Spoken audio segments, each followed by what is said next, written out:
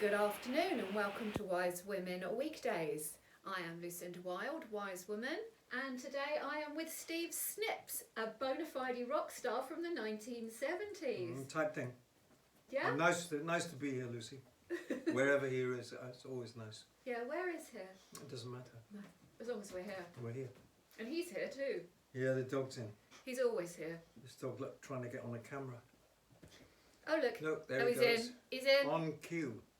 Come on then. We should call it the dog show. The dog show. Wise dog show. Not wise if he goes on the coffee, but there you are. No. Your big hairy face. Is that me or the dog you're talking to? The pair of you.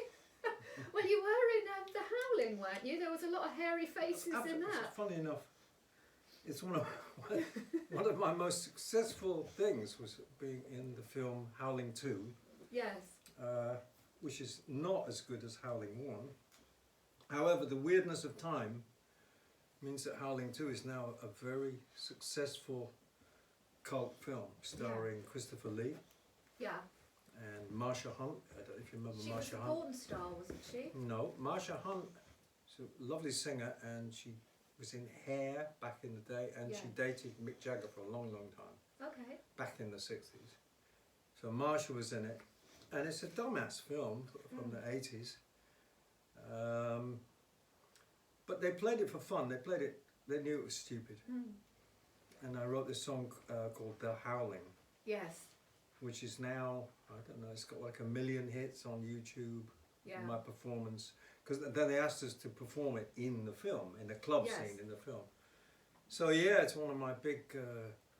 and every time I see it, I do find it very amusing. I mean, it's all funny. It was shot in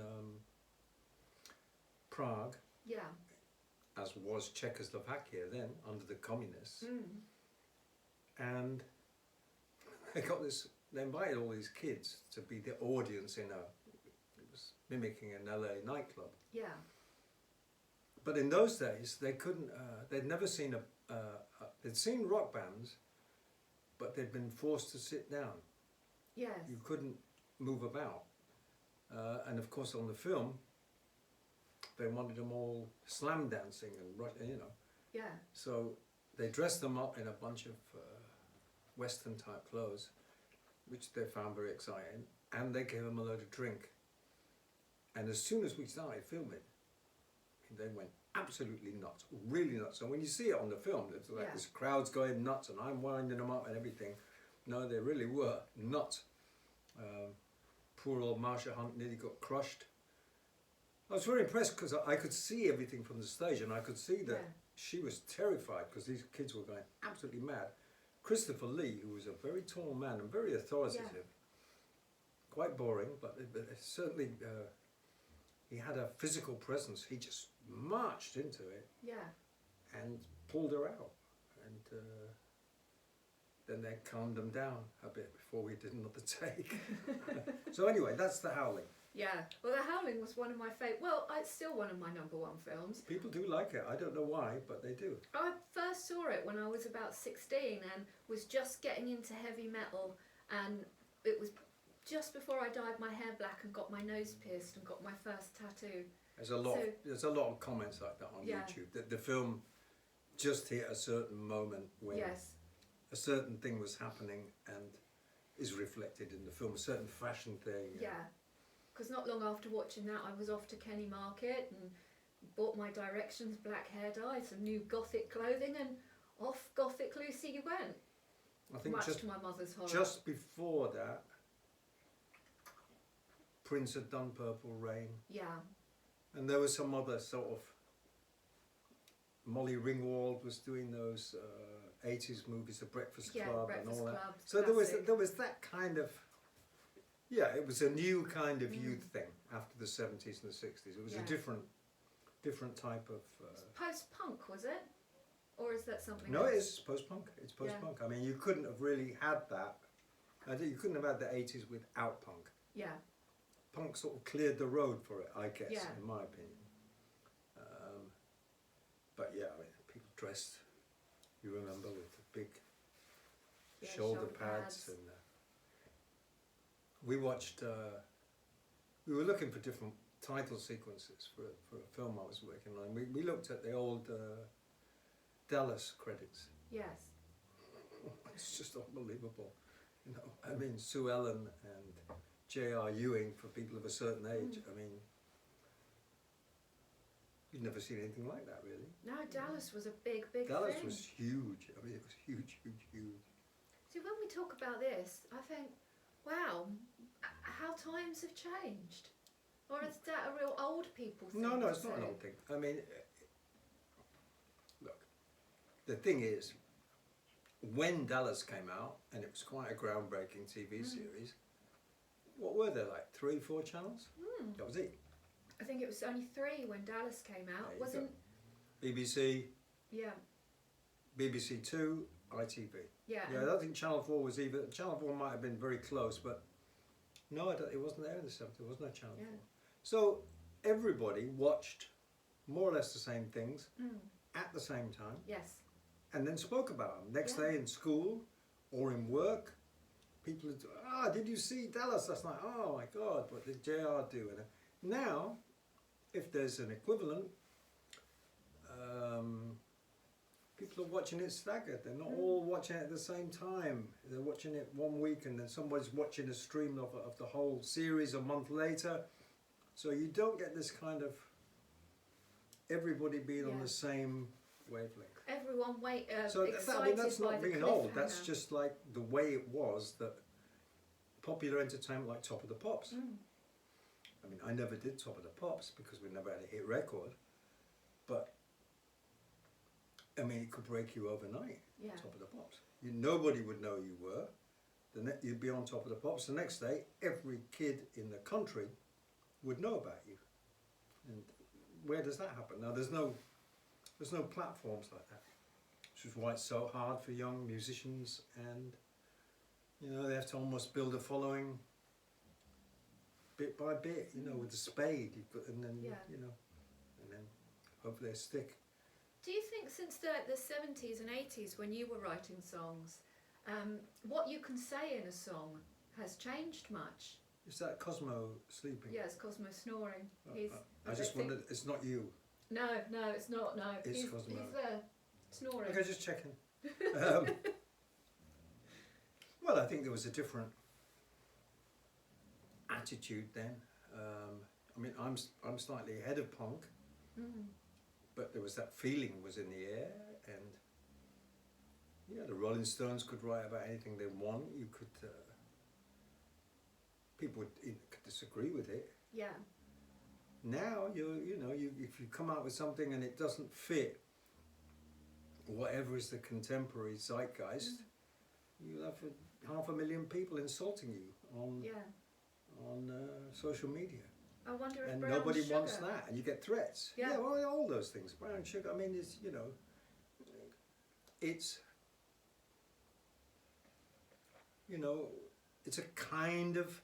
I mean, what we were up against, we thought, was repression from government and authority. Yes. So our attitude was like, Yeah. that's what we did, and that's you knew what your rudder was. Yeah.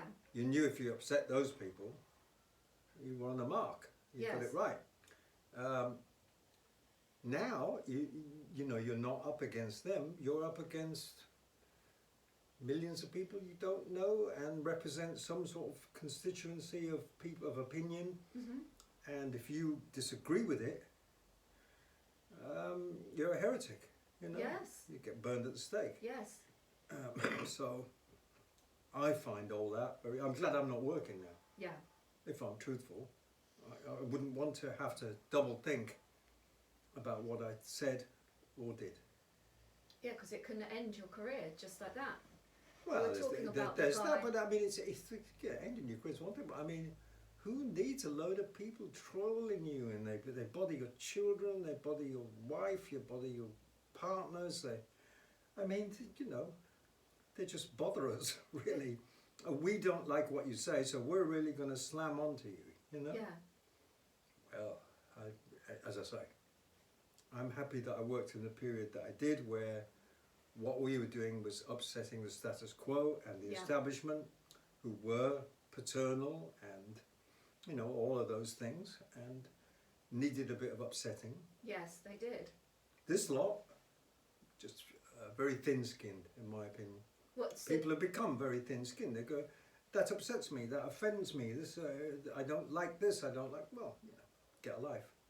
Yeah, and that's what you Life would ain't- say to these people. Of course I would. Get a Life is not Oops. life is not a... I've dropped my dibber. You better find it. Yeah, excuse me, I'm just going to find my dibber. She's looking for a dibber. I don't even know what that is, but... I've got my dibber. Oh, good.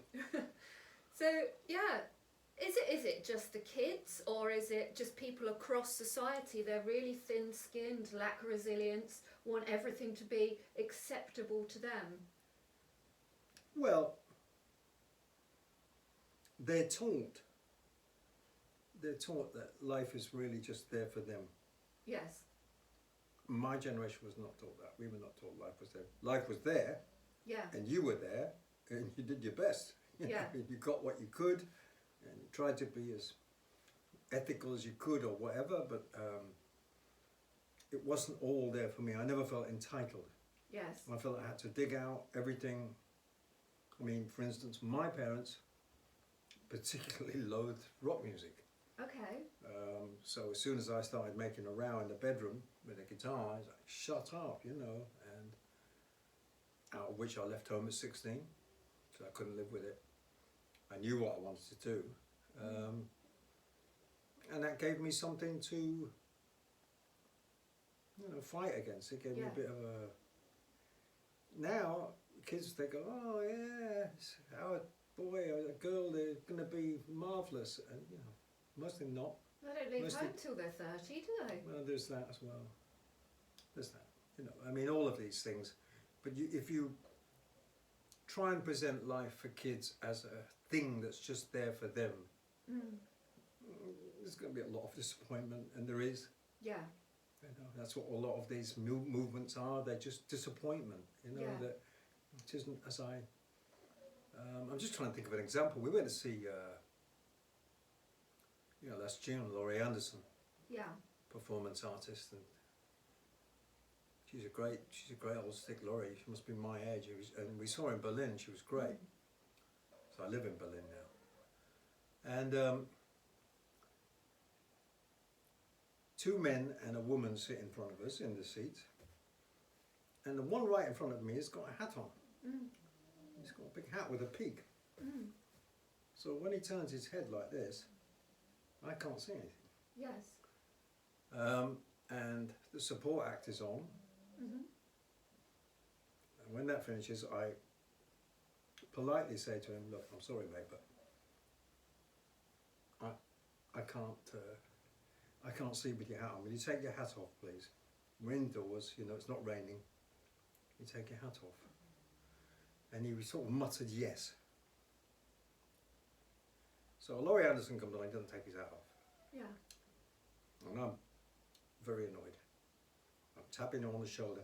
And his friend turned around and goes, he feels comfortable with his hat on.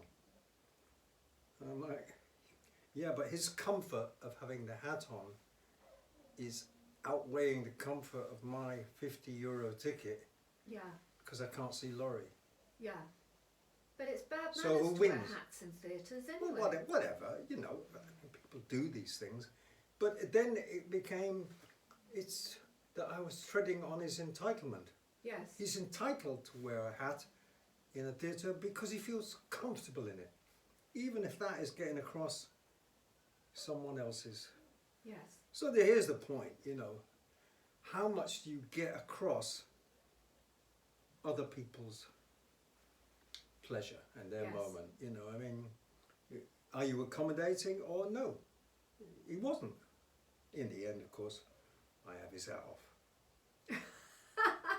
I don't mess about. You know, I just Or did you just grab it? grabbed the hat off, slung it like that into the aisle. I was very upset. But he wouldn't speak to me. The thing was, so the guy would not even look at me. His friend and the woman with them, they were trying to say stuff, and what do you think you're doing? And you know, it's like, I asked him to remove his hat. He said he would. He didn't. Now I've taken it off and thrown it into the aisle. Yeah. That's it. If you've got a problem, go to the management and tell them that he wants to wear his hat so that the person behind him can't see. So that's, I mean, I found that quite, I only say that because it seems to sum up the dilemma. Yeah. You know. Yeah. When people are doing that, I think it's perfectly acceptable to snatch someone's hat off their head. Whatever. And chuck it I into waited. the aisle. I didn't. You know, was no hurry about it. I wasn't like I want my way. I tried to be polite and I tried to be reasonable before going there. But I mean, you know, it's the same with three women on a pavement with buggies, with babies that are the size of tanks, and they stopped to chat because they met in the street. Hello, and how are you? And I haven't seen Henry, and so forth. And then nobody get past. Yes. And if you ask them, if you say to them, "Excuse me, darling, could you?"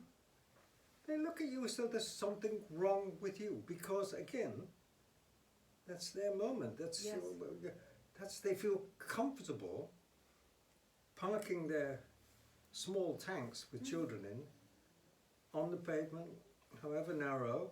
And however much that inconveniences other people, you might have to step into the road, it might get run over, but it is their right to. So where you get this right to enjoy yourself or feel comfortable from, I don't know. I presume bad parenting. Yeah. Well, this was evident in that a recent social event where people started putting nappies over their faces. And there were Why did they do that? Because they didn't want to spread that lurgy. Yeah. Yeah. So the sense of entitlement came out there. You need to put this on your face to keep me safe. But the people that were saying it were often quite overweight people, dirty people, horrible people that weren't actually bothered in looking after their own health. They expected it to be done by others. Well, that's, I mean, that what we're talking about definitely fed into the lurgy narrative. I mean, that's for sure. And you know, I mean, I can remember I was here in Lewis at the time when it started. You remember because I was stuck up at the Lamb. Yes. And you used to drop me some food up there and everything. And if you remember that particular time, that March, April, May, it was very nice weather. And you know, you were supposed to go out, I think, an hour a day for exercise. Yes, you were allowed. And you out could of do your an hour a prison day cell. for shopping. So you were allowed out of your house legally, or how they could make that work, I don't know. But you were allowed out twice. I probably slightly broke that, you know, because the weather was so nice. You could go out. I wasn't near anybody. Wasn't if the lurgy was huge and real. I never met anyone. You could go and sit in Lewis in the graveyards and the parks, and you might see somebody on the other side of the road, but you didn't have to interact. And the woman across the road from the Lamb, she was pointing her finger at me. You're going out at all hours of the day, you know, and I'm just thinking, hey. I mean, in Berlin, they had the Stasi, that was the East German police and spies, and they were all spying on each other, you know, and reporting on each other, and children would report on their parents. So families would grass each other up. That type of thing. That's really and low. that kind of became a thing during the pandemic, definitely. So yeah, there are all sorts of ways of looking at this. But you know, what in the end is ethical behaviour? You have to figure that out for yourself. Yes, absolutely. There's no real manuals. No. You know, your moral behaviour, then churches have rules and they have protocols and they have all these things. But if you want to live without that religious thing and just have an ethical, reasonable, you've got to work it out on a day-by-day basis. You see, how I think about these people that grassed up their neighbour or their family, I think you're the lowest of the low. You're the scummiest of the scum. You know, grassing is low. I did not consent and I did not comply to those enforced measures. And if it happens again, I will not comply even harder. Yeah, and bring on the grasses. You see what you get from me, mate. They'll never do it again. They couldn't. You don't think? Why's that? Because most people feel slightly embarrassed about it. They know it was a con now. Okay. That's why they don't talk about it much. I think people are shameful. Yes. When you talk about pandemic times, generally people, oh, I don't really remember. Oh, because they're ashamed of the cowardice they displayed. Whatever, but all different reasons. All different reasons, but there's a certain reluctance to think about that because I didn't like it. I don't like to be told what to do by people who are less bright than me. And I suspected strongly at the time that in this country in particular, Boris Johnson and crew were not as bright as I am. Yes, that's how I felt. Not as well educated, not as good understanding of things. So they're telling me, and a bunch of doctors, I don't trust doctors that much, they've got their own vested interest. Yes, they want to they sell you have. drugs. They want to sell you drugs. But so, you know, that was, I think, was really what irritated me, was being told what to do by people I considered less smart than myself. If they'd been smarter, and I had respect for them, and they were bright, then I might have had a different attitude to it. But I mean, I'm not saying another horrible thing won't happen, but it won't be that same one. No, it's going to be... That was then. They can't do that again. It wouldn't work. If you started to say with that lockdown stuff, you know, people want to say, well, look, you know, sorry, but is this a disease that kills you in 10 minutes and you dust on the pavement? Are we talking zombies or, yeah? Yeah. Because at the start it was flagged as all of that. Oh yeah, there was those fake... Which it wasn't. I mean, all fake videos coming over from that place over in Asia way. Yeah, but all it was just the health service was not up to it, to a large scale thing. And nothing's changed. It's got worse. They're not up to it now. Yeah. So if you want to deal with it, you pump money into it, and you pay the health people well, and you pay the people who the nurses and all that. You pay them well, and I don't see any signs of that. But the puppets and the puppet masters are not going to consent to paying ordinary working people a decent wage. Well, no, it's a bit much for them. Yeah, it's too much for them. They want to keep the puppet masters want to keep the money for themselves. Well, yeah. Or pass it on to their friends. Yes, so they can all grow their billions. Anyway, enough about that. But that's... So, I mean, back to your point, you know. Are people... I mean, there were some artists who sort of stuck up at the time. You know, music artists, I think... Eric Clapton. Yeah, he was good. And Van Morrison. But I don't remember anybody else. Rage Against the Machine, I felt really kind of let down by them because I was a massive Rage fan through my early 20s when I was into grunge. I remember. And they criticised people for not having the injectable and said they weren't welcome at their concerts. Yeah, well... They're supposed to be anarchists and into rebellion, but they consented that's what I think we found out. And the rules. The spirit of the 60s and the 70s and the early 80s was gone. Yes. It's gone. They're just compliant, weak cowards now. If you've got a problem with it, come talk to me about it. There's a chair for you there. Right. So do you want to ask me anything else? Yes, let's have a little chat about free speech. Free speech? Yeah. I don't know what to think. I mean, you know, I've more or less said what I think, which is you should be able to say... I mean, I love the old-time comedians who were harsh and cruel but the point of comedy, as I understand it, was kings started it with jesters. Yes.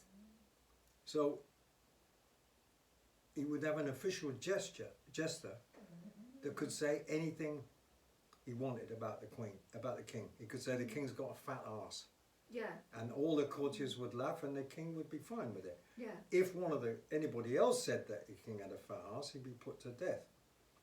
So you allowed the comedy guy or woman to puncture the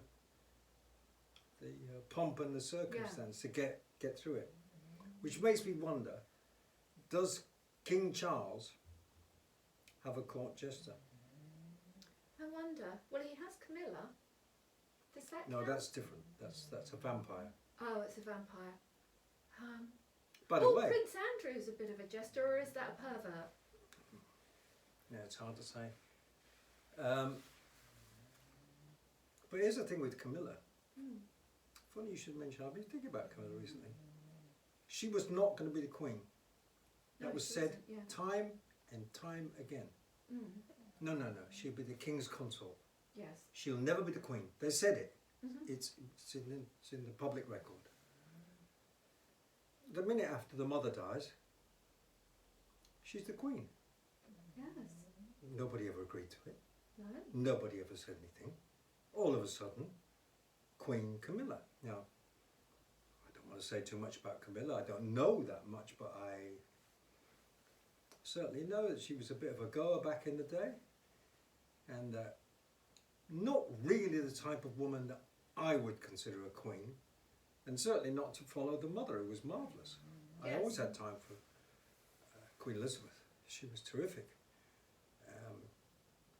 Well, she sacrificed her whole life to be of All the service rest to of the it, and country. it never failed and never did. You know, you couldn't knock it. You might say, well, I don't want a queen. Yeah. But if you've got a queen, you might as well have one like that, because Yes. that's reliable and it's consistent, and she was great. She was always caring about other people. Camilla, what? Chelsea party girl, Divorcee, having an affair. slept her while way to married. the top. Yeah. I mean, there's a triangle, no, really, which is stupid prince, Yeah. beautiful princess, Yes. dead now, Sadly. and hag. Yes. It's a bit of a trio there. That's a triangle. Stupid prince, beautiful princess, Yes. hag. Hag, for the point of discussion, is now queen. Yeah. My queen and yours. Yes. Bit of a fudge, if you It ask me. is. It Not, is a bit not of a ask for fudge. it, you know.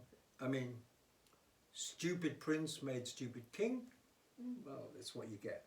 So that's the problem with lines and bloodlines and dynasties you get.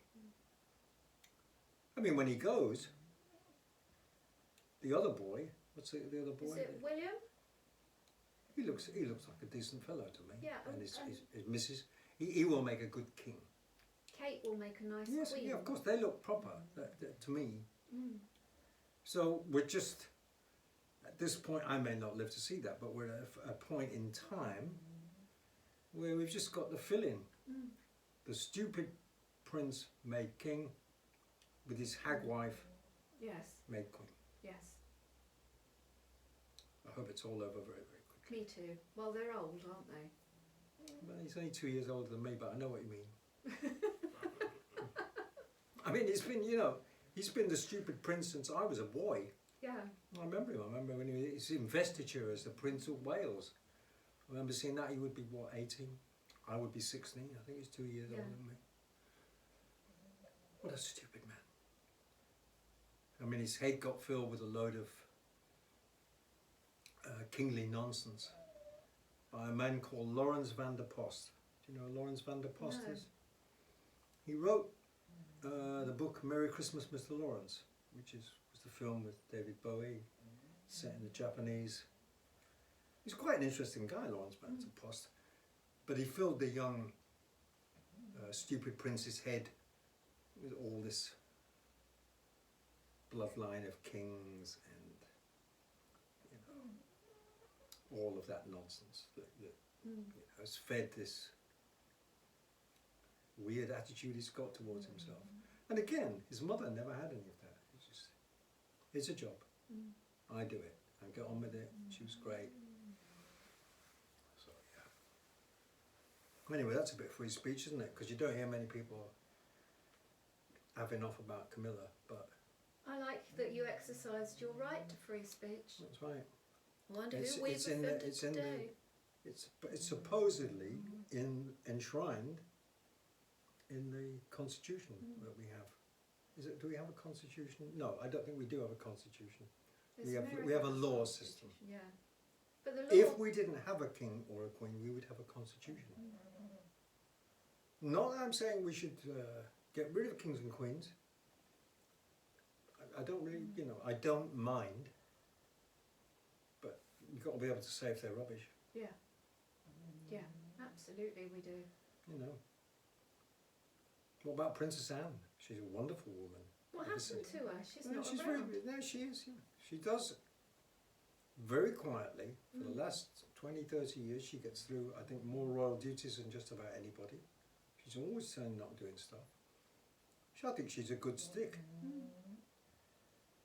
Noticeable that he's kept her quiet as well. Where's she? You'd have thought she'd have been right up with them, Yeah. But again, who knows what she thinks about Camilla? Who knows what she thinks about? And as far as William, the woman that replaced his mother, Yes. what's he think about her being the queen? Privately. Probably not much. Well, maybe it will come out in their memoirs or No, biography. no, you see, that's the thing. If they're decent people, it will never come out. They will just think it. Why do they need to say it? It wouldn't make any damn difference. I mean, that's the point about the idiot Harry. So it can make any difference. All he's doing is selling books and making television shows. He's not making any difference, is he, about anything? No, and he's acting without humility or grace. The pair of them feels it's just like a massive attention seek. Yeah, and money. And money, yeah, because Never underestimate money, the American thing.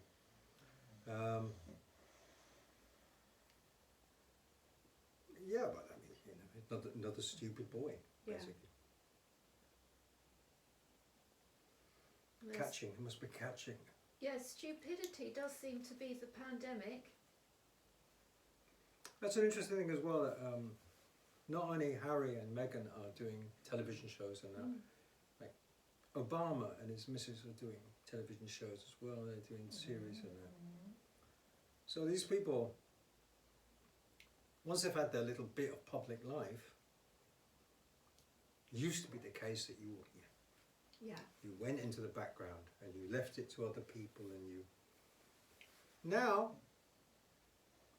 I mean, I've worked sometimes still in the film business, but you're competing against them. If I want to make a film and get it on Netflix, I'm competing against Meghan and Harry, I'm competing against Michelle Obama and her husband, and they've got all of that cachet and money and, so really they're just another way of rich people pushing their way to the top. Yeah. And squashing what you might call working class based entertainment, which I think has gone on. Yes, I agree. It's again an age of entitlement. I am entitled, so people think they're entitled, and to me they're just are they ever going to make anything you want to watch? Probably not.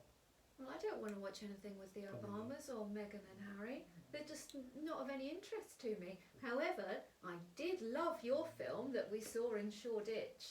Plugging. We're plugging my film. Plug the Sharks movie. Let's plug the movie. My film is called Not a Rock Dog, and I was asked to write something recently about it for the press kit, and I said, well, there are lots of films about the exciting moment when rock music became great movement and a challenging and exciting thing. Finally, someone's made a film about the end of it. Yeah. Because, you know, you've seen the film, and I won't say it's a downer, but it's not exactly... it's a car crash, isn't it? It's car a crash car rock crash, band. but it's a car crash with humour, I Yeah. think, and some weird dignity. That Yes. we know what it is. We know that it's an age come to an end, that you can't be, you know, the young rebel all your life. You Yeah. know, things are going to change. And we made a film, I think, about the end, and yeah, people seem to like it very much. Yeah, I enjoyed I mean, we've it. still got, you know, a way to go to find a decent audience for it, because the band had a bigger influence than record sales. Yes. I mean, it comes out in the film that we were influential on the Sex Pistols and the Clash and like Yeah. that, but we never sold the records. We didn't stay around long enough. I mean, it was a car crash rock band. Yeah. Did you do lots of womanising and drug taking and all the Yes. stuff? Yes, but Good. mostly because it was just there. You didn't Yeah. even really think about it. I mean, especially when we went to America. That's it. You know, women would just knock on your door in your bedroom. I mean, they would hunt you down. All this business about predatory behaviour. It might have been the case for the Jimmy Saviles and these type of people, and Yeah. Jonathan King, but it wasn't the case when you were actually in the middle of it. You were beating them off with a stick. Oh, I mean, we were beating them off on a smaller level than say a Led Zeppelin or a Rolling Yeah. Stones, but we were still beating them off with a stick. So women would target you, and people would give you drugs, massive amounts, but high quality drugs, just because it was silly, really, when you think about it, but just because you could play music well and entertain, you know. And people have always had an odd relationship with entertainment, I think. So yeah, it was nice. I think it was a nice cap for my career, because I've worked in film, I've directed before, and I've worked on films, I've done film scores, and the last 30 odd years I'm quite involved with music and film, a lot of Yeah. levels. So it was nice to make something that I think is definitive and is a good watch. Yeah. You know, Well, it's definitely it's a an good watch. entertaining piece of. And we will be showing it here at Depot in September Yes. in Lewis, Yeah. and a few other places, but I know that one for sure. Yeah, we'll see. Well, I think it'd be nice to get a big turnout in the town that I live I suspect that you will. in. Yeah. I mean, a lot of it is filmed locally. I was living here at the time. And we took it, and there's some great locations in Lewis. You know, the Needlemakers, the Con Club we filmed at, Westgate Chapel. You know, really good-looking bits and pieces, And there was a lot of local people in it as well. and everybody's very supportive. Yeah, and we didn't get charged a fortune for shooting, and no, people were very, very, very, very accommodating. Which, if you're making a low-budget independent movie, you need. Yeah. It's not like you're a big production company splashing the money about, and you have to ask, can we get this?